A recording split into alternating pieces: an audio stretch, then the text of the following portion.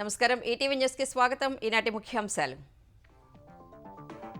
హైదరాబాద్ అభివృద్ధికి రాజకీయాలకు అతీతంగా పనిచేస్తామన్న రేవంత్ పాత బస్తీ మెట్రోకు శంకుస్థాపన మజ్లిస్ మద్దతు కోసం విజ్ఞప్తి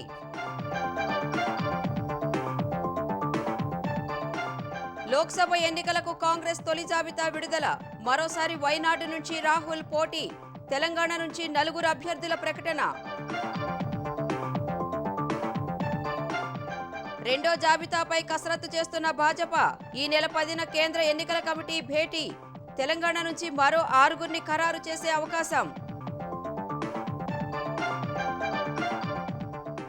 సార్వత్రిక ఎన్నికల వేళ వంట గ్యాస్ సిలిండర్పై 100 రూపాయలు తగ్గింపు దేశంలోని లక్షల కుటుంబాలకు ఆర్థిక భారం తగ్గుతుందన్న మోదీ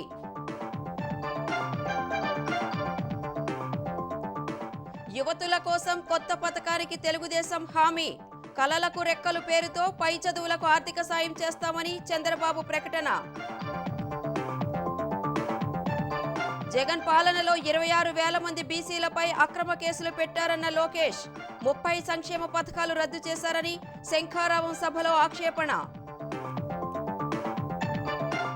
కాకినాడ సెల్స్ లో ఉద్రిక్తతకు దారితీసిన మత్స్యకారుల ఆందోళన లైఫ్ ఈజ్ ఫార్మా సముద్రంలోకి వేసిన పైప్ లైన్ తొలగించాలని డిమాండ్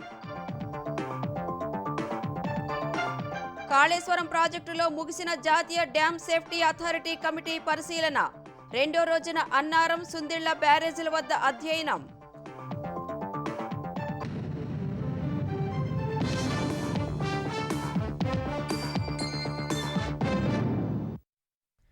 హైదరాబాద్ అభివృద్ధి విషయంలో రాజకీయాలకు అతీతంగా పనిచేస్తామని సీఎం రేవంత్ రెడ్డి చెప్పారు. పాత నగరం అభివృద్ధికి ఎంఐఎం మద్దతు కావాలన్న ఆయన ఆ పార్టీ ఎన్ని నిధులు అడిగినా ఇచ్చేందుకు సిద్ధమని ఎంజీబీఎస్ ఫలక్నుమా మధ్య మెట్రో రైలు నిర్మాణానికి శంకుస్థాపన చేసిన తర్వాత ప్రకటించారు.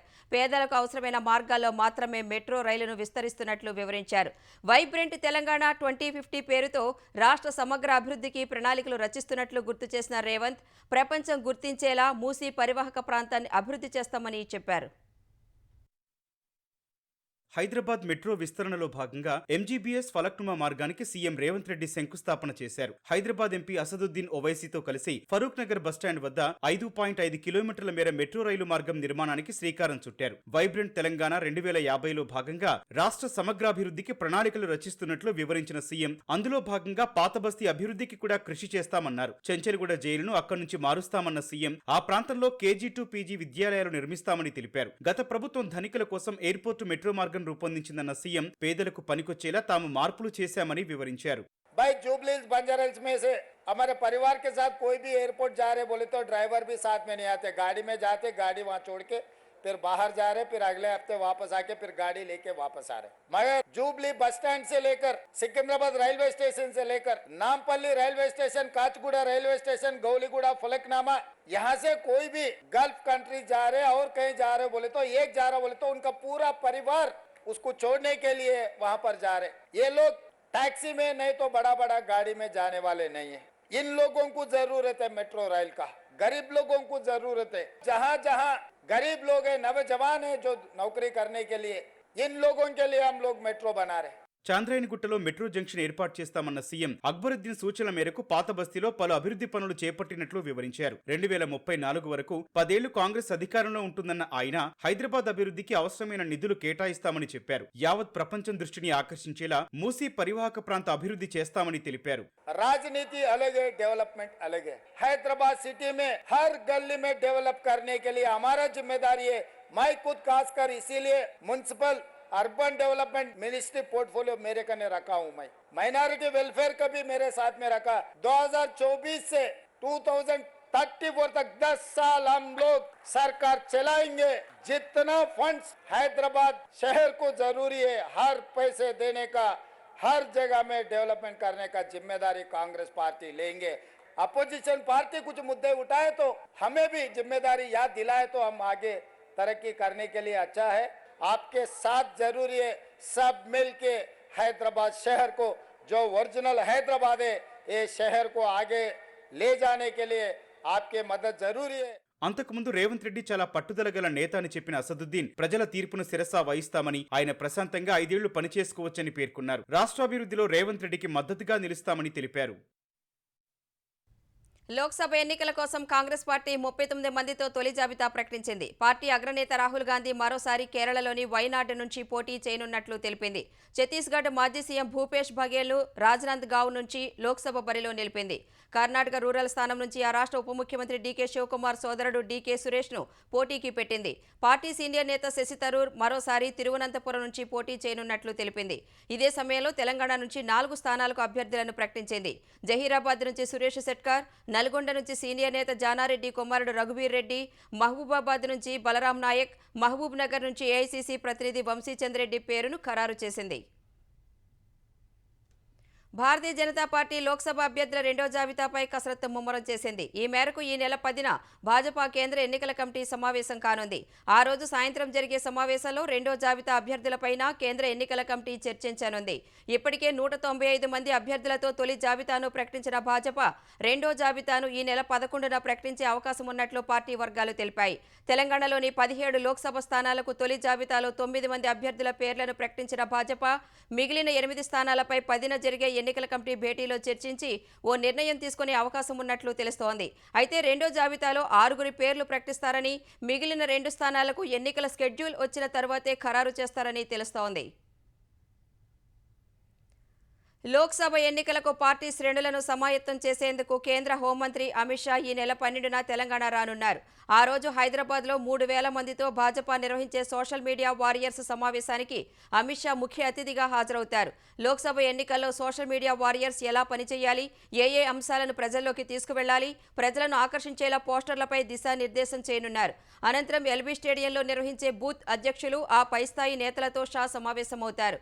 తెలంగాణ గ్రామాల్లోని ప్రతి పోలింగ్ కేంద్రంలో 370 ఓట్లు సాధించేందుకు కృషి చేయాలని అమిత్ షా సూచించారు. ఇంటర్ పూర్తయి ఉన్నత చదువులకు వెళ్లాలనే విద్యార్థినుల కోసం కలలకు రెక్కలు పథకాన్ని తీసుకొస్తామని తెలుగుదేశం అధినేత చంద్రబాబు ప్రకటించారు. అంతర్జాతీయ మహిళా దినోత్సవం రోజున మహిళలకు శుభాకాంక్షలు తెలిపిన చంద్రబాబు, మహిళల ఆత్మ గౌరవాన్ని నిలబెట్టి వారిలో ఆత్మవిశ్వాసం నింపి ఆర్థిక స్వావలంబనకు నిరంతరం కృషి చేసిన పార్టీ తెలుగుదేశం మాత్రమేనని చెప్పారు. విద్య, ఉద్యోగాల్లో మహిళా రిజర్వేషన్లతో ఆడబిడ్డల జీవితాల్లో వెలుగులు నింపిందన్నారు. ప్రత్యేకంగా మహిళలకు 22 సంక్షేమ పథకాలు, కార్యక్రమాలు అమలు చేసినట్టు గుర్తు చేసిన ఆయన మహిళలను మహాశక్తులుగా మార్చేందుకు మహాశక్తి పథకం ప్రకటిస్తున్నట్లు చెప్పారు.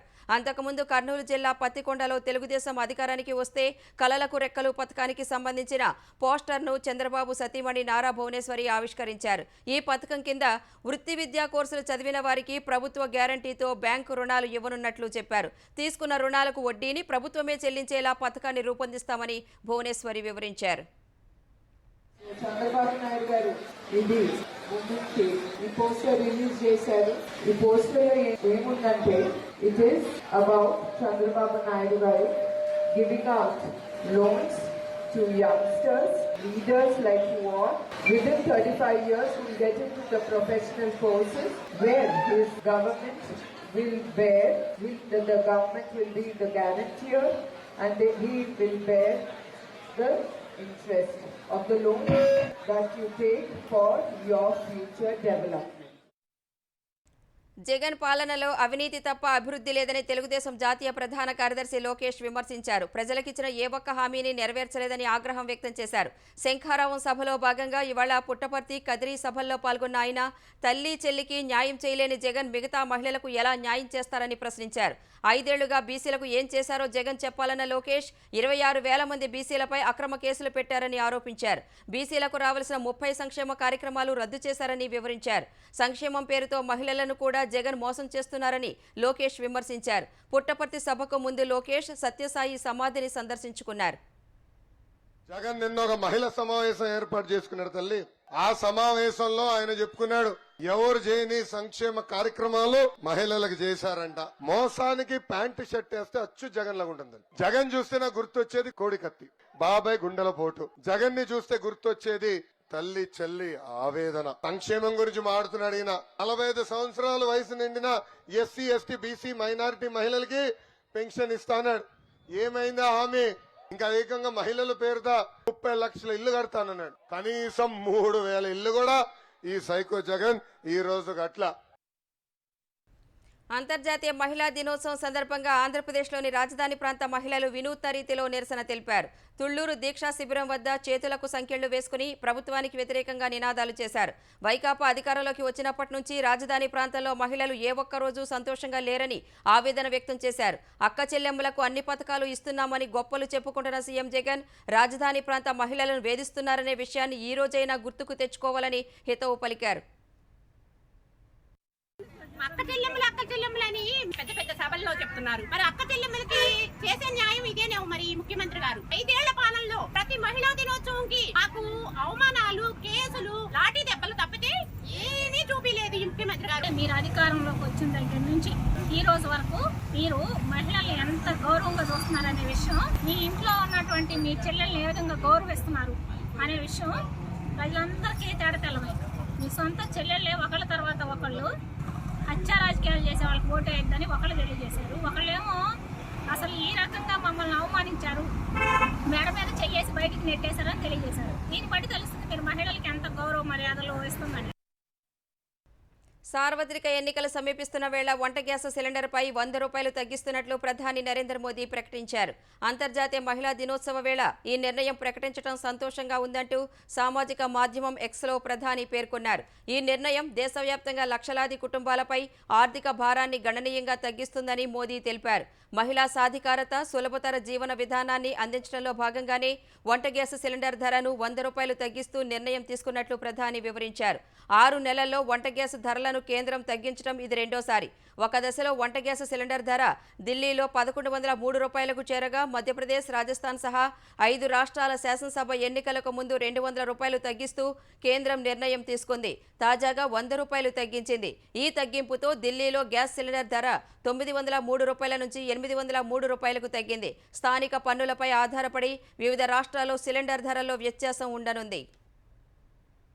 కాళేశ్వరం ప్రాజెక్టులో భాగమైన మేడిగడ్డ, అన్నారం, సుందిళ్ల బ్యారేజీల్లో జాతీయ డ్యామ్ సేఫ్టీ అథారిటీ నిపుణుల కమిటీ పరిశీలన ముగిసింది.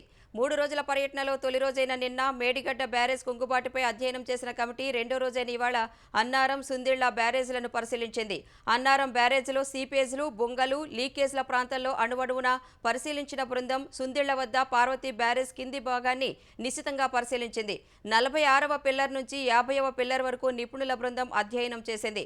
నీటి తాకిడికి బ్యారేజ్ ముందు భాగంలో కుంగిన సిమెంట్ బ్లాకులను పరిశీలించింది. బ్యారేజ్ పైన డిజైన్ను పరిశీలించింది. ప్రధానంగా 46వ గేటు వద్ద నిపుణులు గుణపంతో తవ్వి పరిశీలించారు. గోదావరి నీటి ప్రవాహాన్ని గేట్ల పైభాగాన రికార్డుల ప్రకారం పరిశీలించి తిరిగి వెళ్లిపోయారు. మొదటి రోజు మేడిగడ్డ బ్యారేజ్ 6, 7, 8 బ్లాకులు దెబ్బతిన్న, కుంగిన ప్రాంతాలను పరిశీలించారు. బ్యారేజ్ నిర్మాణం, నాణ్యత, నిర్వహణ తదితర అంశాలపై పరిశీలన చేశారు. గత ప్రభుత్వం ధరణితో ఎంతో విధ్వంసం సృష్టించిందని తెలంగాణ రెవెన్యూ శాఖ మంత్రి పొంగులేటి శ్రీనివాసరెడ్డి విమర్శించారు. ఎన్నికల్లో చెప్పినట్లు రెవెన్యూ వ్యవస్థలో లొసుగులను తొలగించేందుకు చర్యలు చేపట్టినట్లు చెప్పారు. హైదరాబాద్ హైటెక్స్లో నిర్వహించిన క్రెడాయ్ ప్రాపర్టీ షోకు హాజరైన పొంగులేటి స్థిరాస్తి రంగం బాగుంటేనే రాష్ట్రం అభివృద్ధి చెందుతుందని తెలిపారు. గత పాలకులు ఇష్టారీతిన ధరణి విషయంలో వ్యవహరించారని, దానిని ప్రక్షాళన చేయాలన్నదే తమ ప్రభుత్వ లక్ష్యమని వెల్లడించారు. ఆ దిశగా వేగంగా అడుగులు వేస్తున్నామన్న ఆయన రిజిస్ట్రేషన్ ప్రక్రియలో మార్పులు చేయాలని భావిస్తున్నట్లు చెప్పారు. గత ప్రభుత్వంలో ఏవైతే ధరణి అనే ఒక కొత్త అద్భుతమైన కాన్సెప్ట్ అని చెప్పి తీసుకొచ్చిన ఆనాటి ప్రభుత్వం ఈ ధరణిని అడ్డం పెట్టుకొని ఎన్ని విధ్వంసాలు, ఎన్ని ఇబ్బందులు, ఎన్ని కష్టాలు సామాన్య ప్రజలకి, చిట్ట చివరికి మీలాంటి రియాలిటీ వ్యవస్థకు కూడా ఎంత ఇబ్బంది పెట్టిందో మనం ప్రత్యక్షంగా చూసాం. ఎన్నికల్లో మేము చెప్పాం, ధరణిని ప్రక్షాళన చేస్తాం, సామాన్యులకు అందుబాటులోకి రెవెన్యూ వ్యవస్థను తీసుకొస్తాం. ప్రభుత్వం వచ్చిన ఈ 90 రోజుల నుంచి వడివడిగా అన్ని సెక్టార్లతో పాటు రెవెన్యూ వ్యవస్థను కూడా ఇంప్లిమెంట్ చేస్తూ వస్తున్నాం. ఆడబిడ్డల ఉద్యోగాలు ఊడగొట్టి ఇంట్లో కూర్చోబెట్టాలని సీఎం రేవంత్ చూస్తున్నారని భారాస ఎమ్మెల్సీ కవిత ఆక్షేపించారు. ఉద్యోగాల్లో ఆడబిడ్డలకు అన్యాయం చేస్తున్న జీవో నెంబర్ 3ని రద్దు చేయాలని డిమాండ్ చేస్తూ భారత జాగృతి ఆధ్వర్యంలో ఇందిరా పార్క్ ధర్నా చౌక్ వద్ద దీక్ష చేపట్టారు. అంతర్జాతీయ మహిళా దినోత్సవం రోజున ధర్నా చేసే దౌర్భాగ్య స్థితిని ప్రభుత్వం తీసుకొచ్చిందని మండిపడ్డారు. 1996లో పివి నరసింహారావు ప్రధానమంత్రిగా ఉన్నప్పుడు ప్రభుత్వ ఉద్యోగాల్లో మహిళలకు 33% రిజర్వేషన్లు వచ్చాయన్న ఆమె, తెలంగాణ వచ్చాక కేసీఆర్ మహిళలకు అన్ని రంగాల్లోనూ 33% రిజర్వేషన్లు కల్పించినట్లు వివరించారు. కాంగ్రెస్ అధికారంలోకి వచ్చిన తర్వాత మహిళా రిజర్వేషన్లు తగ్గేలా ఉత్తర్వులు తెచ్చారని మండిపడ్డారు. ఎప్పుడో కేసీఆర్ గారు ఉన్నప్పుడు వేసినటువంటి గురుకుల పరీక్షలు ఆ రిజల్ట్స్ ఇచ్చిండ్రు. అంటే పాత జీవోలో గురుకుల పరీక్షలు అయినాయి. ఆ రిజల్ట్స్ కి తీసుకొచ్చి కొత్త జీవో 3 అప్లై చేసింది. ఏమైంది? అప్లై చేస్తే కేవలం 12% మంది మాత్రమే ఆడపిల్లలకు ఉద్యోగాలు వచ్చినాయి. ఏదైతే మనం భయపడ్డామో జీవో 3 వస్తే ఆడపిల్లలకు ఉద్యోగాల్లో నష్టం జరుగుతుందనే అదే జరిగింది. రేవంత్ రెడ్డి గారు, మీరు గురుకులాల్లో నింపినటువంటి ఉద్యోగాలు ఒకసారి చూసుకోండి. మీరు మళ్ళా హైకోర్టులో రివ్యూ పిటిషన్ వేయాలి, అవసరమైతే సుప్రీంకోర్టు దాకా పోవాలి, ఎక్కడి దాకా అన్న పోవాలి. కానీ ఖచ్చితంగా ఆడపిల్లలకు 33% ఉద్యోగాలలో అవకాశం వచ్చేటట్టుగా ప్రయత్నం చేయాలని చెప్పి నేను కోరుతా ఉన్నాను, డిమాండ్ చేస్తా ఉన్నాను. కళ్యాణ లక్ష్మి పథకం ద్వారా ₹1,00,000 తులం బంగారం ఇస్తామన్న మాట ఎప్పుడు నిలబెట్టుకుంటారని మాజీ మంత్రి హరీష్ రావు కాంగ్రెస్ ప్రభుత్వాన్ని ప్రశ్నించారు. ఎన్నికల ప్రచారంలో పేదలకు ఇచ్చిన హామీని వెంటనే అమలు చేయాలని డిమాండ్ చేశారు. సిద్దిపేట క్యాంపు కార్యాలయంలో కళ్యాణ లక్ష్మి, షాదీ ముబారక్ చెక్కులు, 59 జీవో పట్టాల పంపిణీ కార్యక్రమంలో హరీష్ పాల్గొన్నారు. గత ప్రభుత్వం నిరుపేద కుటుంబాలకు అండగా నిలిచిందని గుర్తు చేశారు.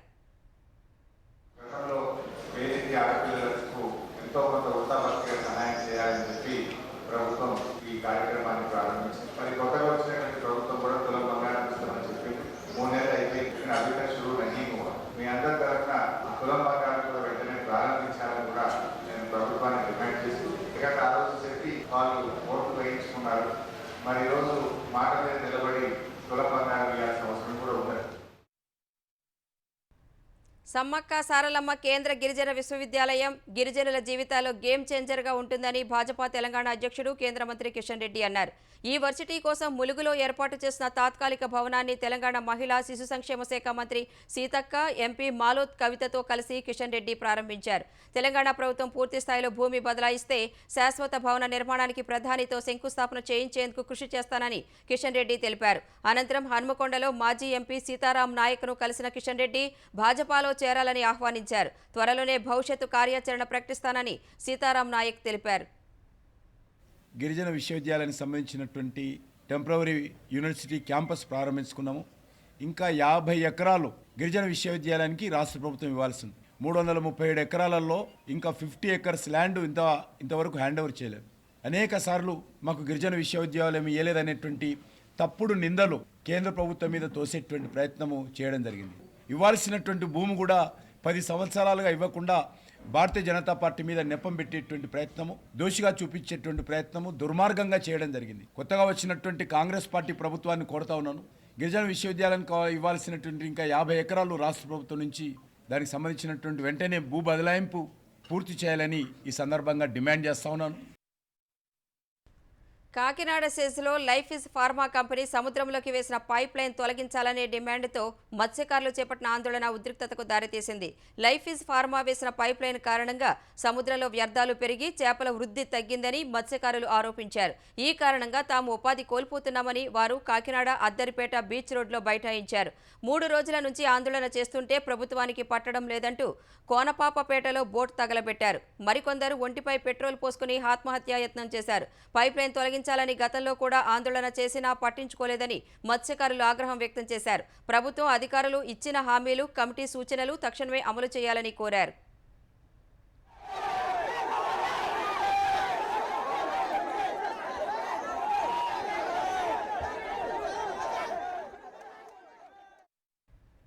సార్వత్రిక ఎన్నికలు సమీపిస్తున్న వేళ వివిధ వర్గాలకు వైకాపా నేతలు తాయిలాలు వలవేస్తున్నారు. మహిళా దినోత్సవం పురస్కరించుకుని చిత్తూరు జిల్లా పుత్తూరులో ఆంధ్రప్రదేశ్ పర్యాటక శాఖ మంత్రి రోజా మహిళా ఉపాధ్యాయులకు చీర, జాకెట్లు పంపిణీ చేశారు. నియోజకవర్గంలోని మహిళా ఉపాధ్యాయులంతా ఈ కార్యక్రమానికి హాజరు కావాల్సిందేనని ఉన్నతాధికారుల నుంచి సందేశాలు రాగా అందరూ హాజరయ్యారు. అందరికీ మంత్రి స్వయంగా తాయిలాలు అందజేసి విందు ఇచ్చారు.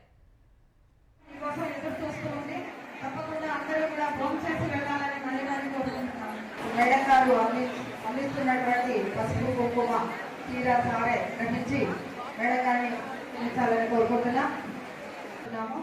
కేవలం విజయపురం మండలం పసుపు కుంకుమ బోయింగ్ విమానాల్లో వరుస ప్రమాదాలు చోటు చేసుకుంటున్నాయి. యునైటెడ్ ఎయిర్లైన్స్ కు చెందిన బోయింగ్ 737 విమానం ఇంజిన్లో మంటలు చెలరేగాయి. ఈ విమానం హూస్టన్లోని జార్జ్ బుష్ అంతర్జాతీయ విమానాశ్రయం నుంచి టేకాఫ్ అయిన కొన్ని సెకన్లకే మంటలు రాగా తిరిగి అక్కడే విమానాన్ని దింపేశారు. ఈ ప్రమాద సమయంలో విమానంలో 167 మంది ప్రయాణికులు ఉన్నట్లు అధికారులు తెలిపారు. యునైటెడ్ ఎయిర్లైన్స్ ప్రయాణికులను మరో విమానంలో గమ్యస్థానానికి చేర్చారు. ఇదే సంస్థ నడిపే బోయింగ్ 777 విమానం చక్రం ఊడిపోగా సకాలంలో గుర్తించినందున ప్రమాదం తప్పింది. బోయింగ్ 777 శాన్ ఫ్రాన్సిస్కో నుంచి టేకాఫ్ అయిన కాసేపటికే విమానం ఎడమ చక్రం ఊడిపోయింది. ఇది గుర్తించిన పైలట్స్ లాస్ ఏంజల్స్ అంతర్జాతీయ విమానాశ్రయంలో విమానాన్ని దింపేశారు. జనవరిలో అలస్కా ఎయిర్లైన్స్ కు చెందిన బోయింగ్ 737-9 మ్యాక్స్ విమానం గాల్లో ఉండగానే అత్యవసర ద్వారం ఊడిపోయింది. విద్యావేత్త, రచయిత, మానవతావాదిగా పేరొందిన ఇన్ఫోసిస్ సహ వ్యవస్థాపకుడు నారాయణమూర్తి సతీమణి సుధామూర్తి రాజ్యసభకు నామినేట్ అయ్యారు. ఈ మేరకు రాష్ట్రపతి ద్రౌపది ముర్ము సుధామూర్తిని రాజ్యసభకు నామినేట్ చేసినట్లు సామాజిక మాధ్యమం ఎక్స్లో ప్రధాని నరేంద్ర మోదీ వెల్లడించారు.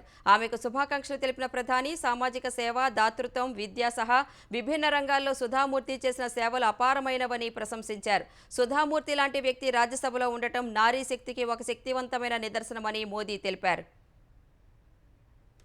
2025లో జరిగే నేషనల్ క్రియేటర్స్ అవార్డుల ప్రధానోత్సవ కార్యక్రమానికి మళ్లీ తానే హోస్ట్గా వ్యవహరిస్తానని ప్రధాని నరేంద్ర మోదీ విశ్వాసం వ్యక్తం చేశారు.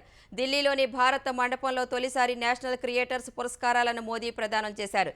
గ్రీన్ ఛాంపియన్ విభాగంలో పక్తి పాండే, బెస్ట్ స్టోరీ టెల్లర్ విభాగంలో కీర్తిక ప్రధాని చేతుల మీదుగా అవార్డులు అందుకున్నారు. Tech creator, cultural ambassador, food creator, travel creator వంటి 20 కేటగిరీలో విజేతలకు అవార్డులు అందజేశారు. అవార్డుల కోసం సుమారు 1,50,000 మంది నామినేషన్లు వేయగా 10 లక్షల ఓట్లు పోలయ్యాయి. మొత్తం 3 అంతర్జాతీయ అవార్డులతో కలిపి 23 మందిని ఎంపిక చేశారు. సమాజంలో సానుకూల మార్పు కోసం సృజనాత్మకత జోడించడం ఆధారంగా అవార్డులు అందజేశారు.